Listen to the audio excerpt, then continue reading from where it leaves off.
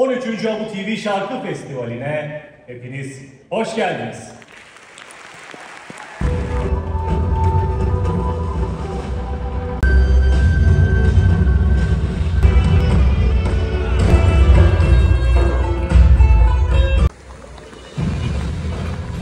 Müziğine olan derin bağıyla tanınan bir şarkıcıyı ağırlayacağız. Arkada şehrini Avru Arkada and Avru Arkada Serdar şarkısıyla anlatacağız.